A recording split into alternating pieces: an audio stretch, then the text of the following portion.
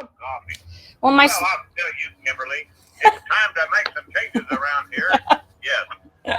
Folks, in case you don't know, and boy, this is going to be a short one, I got to ask you right off the bat, before I do your world famous who you are you on Facebook? Yes. Are you streaming live at periscope.com? Okay, there you go. I'm live, and you can see my friend in the background, ready for Halloween, and I'm sitting here in beautiful Rancho Mirage, Palm Desert, otherwise known as the golf capital of the country, getting my golfing in, working hard, and sitting outdoors in absolutely stunning weather instead of Washington, D.C., where it's cold. So I'm enjoying it.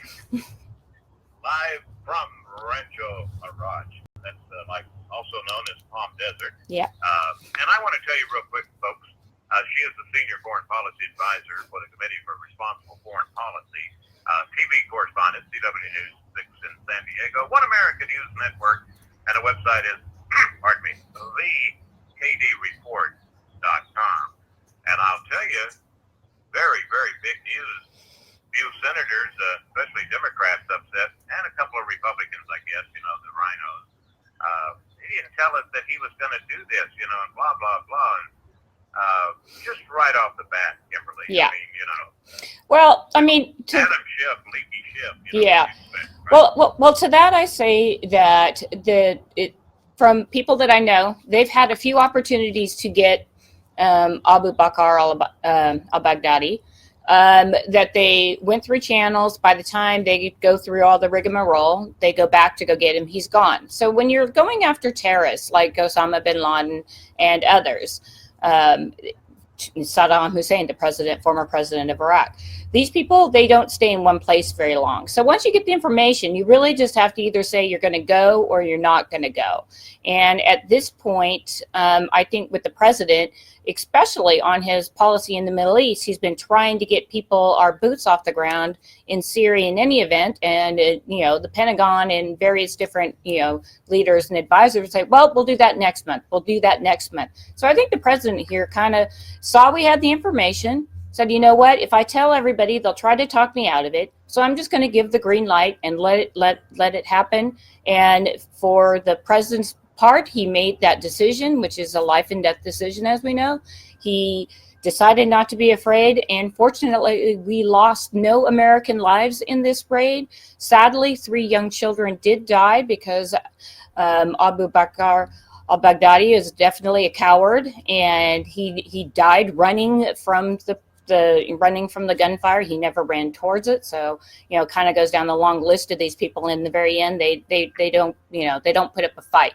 And obviously he blew himself up and he took his 3 kids with him, which is completely sad. But, all in all, when they look at this and when our spec ops community looks at this entire operation and they look at the intel that they gathered, because they were actually on this compound for about roughly 2 hours. So they picked up a lot of info. It looks like it's going to be a lot more than Osama bin Laden, because they had less time on the ground there in Pakistan. So they collected ample stuff. They're going to look at this as probably how they're going to draw up their plans, and they're going to be able to use all of this information for future events. And terrorists around the Middle East and around the globe know that the United States will come hunt you down. And this is exactly what American military needs to do. We don't need to nation build. We don't need to go in and try to take care of people that don't want our help. When we have bad people that we have to go after, sadly, we have to go after and kill them. This is exactly the blueprint that we should be putting on this, and using human intelligence. And that's in essence how we ended up getting this. Not from the drones flying above. We got this from human intelligence. I'm sorry. I thought I heard a jet going on. You mentioned a drone, and there's a crazy sound in the background. It's actually Baghdadi. He was detained by U.S. troops February 2004. Yep. He spent 10 months in Camp Buka, I think it is, BCA. And guess where that is? Yeah, no. He was actually detained. He was also actually detained in Idlib, which is where they caught up with him and killed him.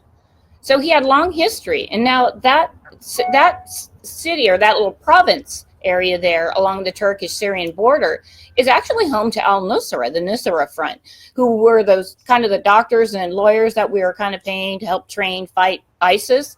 So that all of that went down in Idlib, and Baghdadi thought that if he was hiding in plain sight here, that he would be safe. And he'd been in Idlib. It's kind of been, roughly 5 to 6 months. He's been there in that exact same location, moving obviously from house to house. But, this is something that he felt this was the best way for him to protect himself. And in the end, it was, the Turks actually captured one of his top aides. They brought him back. They interrogated him. They got the information. And the guy they captured was an Iraqi. And so the Turks sent him back to Iraq. And the U.S. forces went in and we got him. And when the first time he was locked up, U.S. failed, President Obama let him out. Yep. And getting political, I do that, okay? Mm-hmm. When Osama bin Laden was killed, there were congratulatory calls going to him from a lot of Republicans. Congratulations.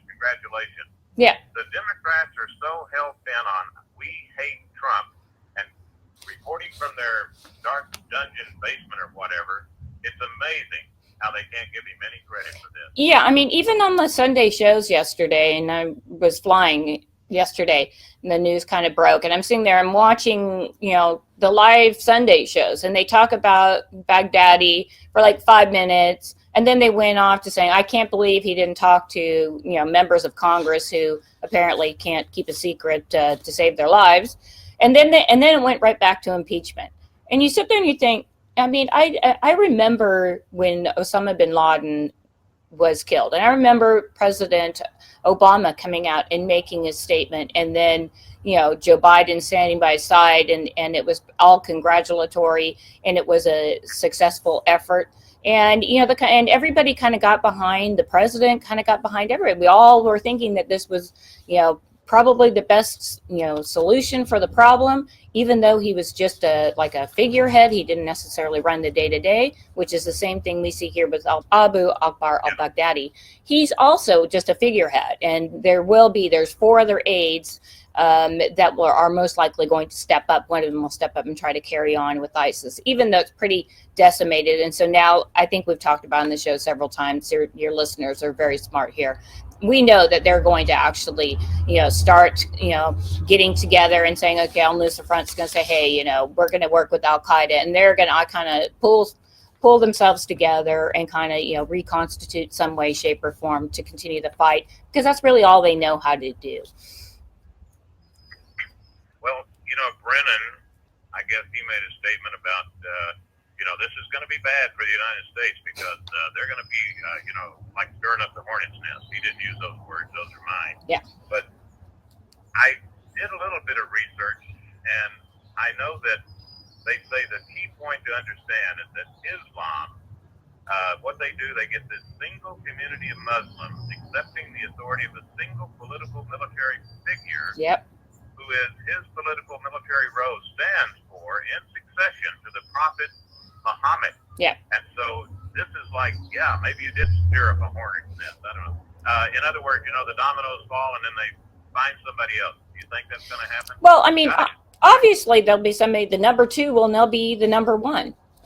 We've seen this with al-Qaeda. We've seen this with al-Shabaab in Somalia. You see this all over. I mean, these political, and this is in essence, I think, but most people don't understand. These people, their faith may be Muslim, but these are political ideologies, and they see a very narrow view of what they believe the world should be like under their rule.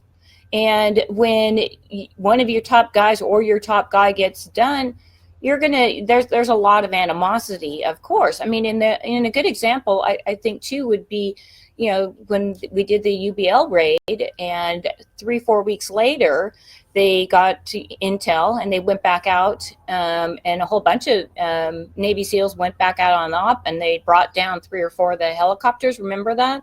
And we lost a lot of our guys because we used fake propaganda and took it as, human intelligence that we knew we were going to get them. It was going to be easy. It was a slam dunk for the U.S. Special Ops to do. So there are those kind of things, but I also think too that we've learned from that. And moving forward, this was a completely different kind of operation. This was Delta that kind of took the lead on the special forces on this. And it's sad to say that you have to continue to do this, but if America has to be at war with radical Islam and radical terrorism, this is the better way to fight it, because we didn't take out a whole bunch of civilians. We didn't wipe out, half a population in a region. So every time America does that with a drone strike, you've created a whole bunch of more enemies here. So when we look forward, when we look at future wars, we look at future conflict, this is the way and this is the manner in which this country will be moving if, and I say a big if the Pentagon can get it together and the generals over there can stop fighting the last wars and start thinking about what our future wars are going to look like. And they're going to look a lot like what we saw over the weekend in Syria.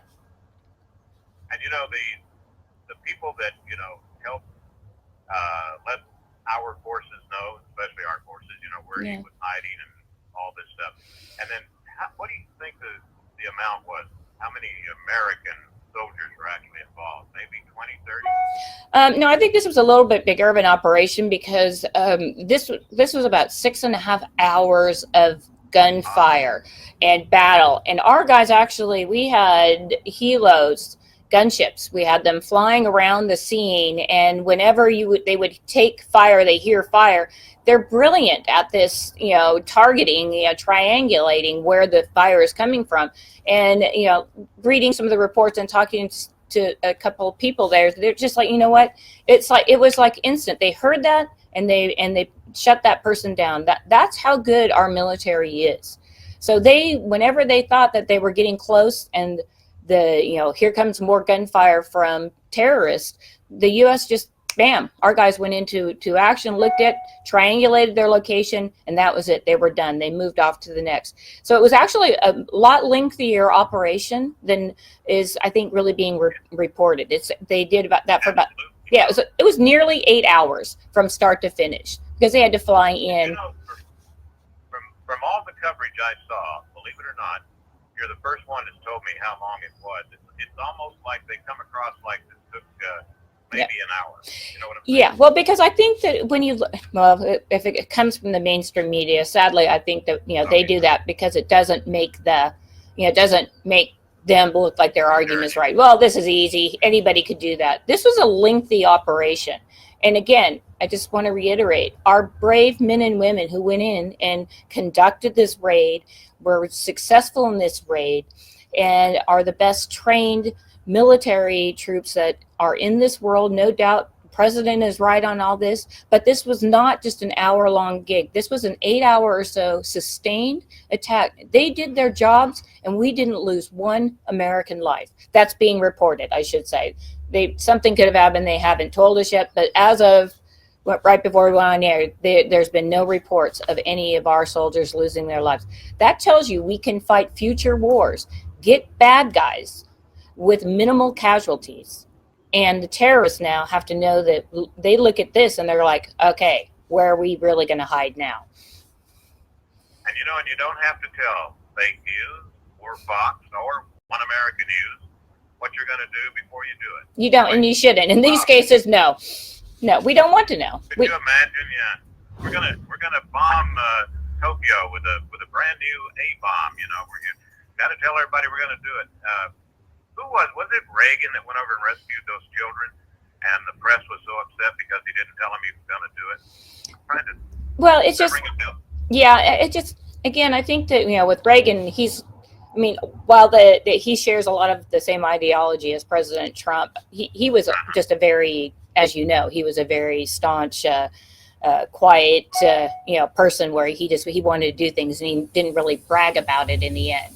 So. And he didn't have a Twitter account. Yeah, no. So he wasn't out there tweeting and all that. But for the most part, President Trump's been pretty good on this. And I think the only little bit of a red mark that's going to be on him is now people are questioning his idea of protecting the oil fields and then taking some of the profits. But he wants to take the profits to pay back for the military action that the U.S. has put out there to conduct the raids. And I mean, it's a great cost monetarily for the United States to continue this. It takes a lot to train these guys and gals. We're going to take a break. We'll get back with final thoughts from Kimberly Dvorak. Say adios to Baghdadi, and we'll find out how much change can really come about. All right. Kimberly Dvorak, Senior Foreign Policy Advisor for the Committee for Responsible Foreign Policy. Baghdadi is dead, but don't forget her website, thekdreport.com. We get the most important stuff out there. You know, I got to tell you, Kimberly, Obama's Joint Chiefs Vice Chair, he was the Chief of Staff there, James Weinfeld, I guess it is. Yeah. Blaming Trump for whatever state of radical Islamic violence comes next. It's Trump's fault.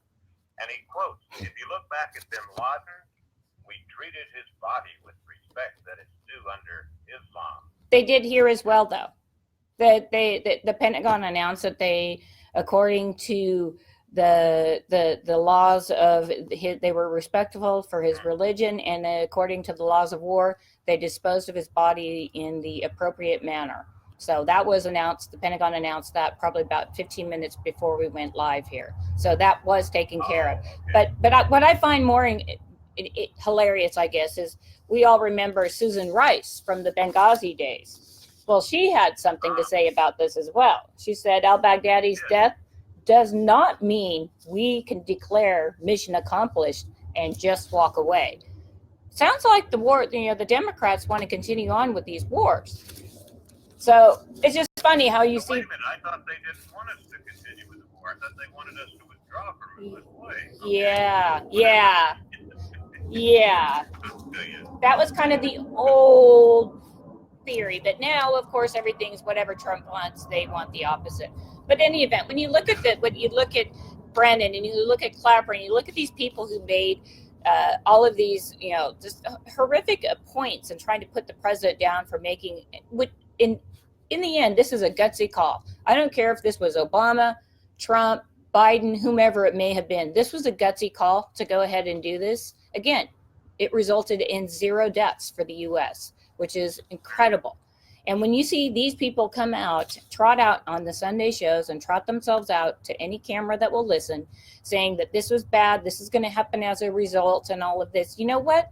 We've been in war over there for 19 years.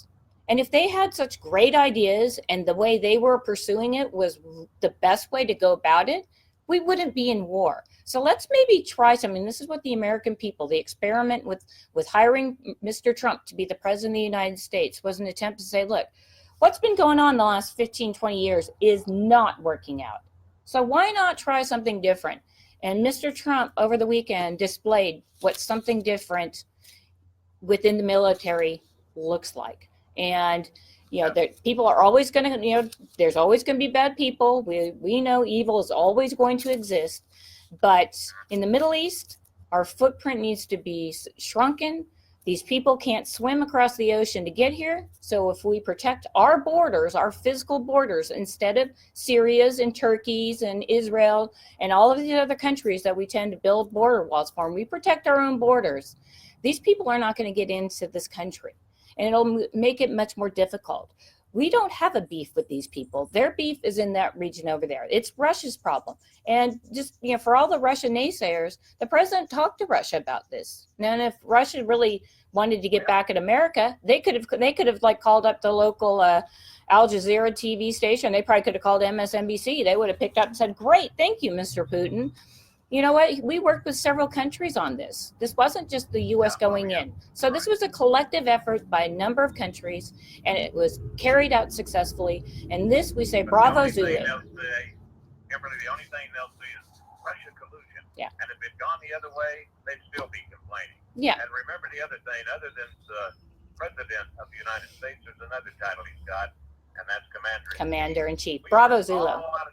Bravo, Zulu to all those who took place in this. I mean, my hat's off to all the brave men and women that took part in this. Bravo, Zulu. All right. Hey, enjoy Rancho Mirage, and we'll talk to you later. Thank you. Kimberly Dvorak, WBKDreport.com.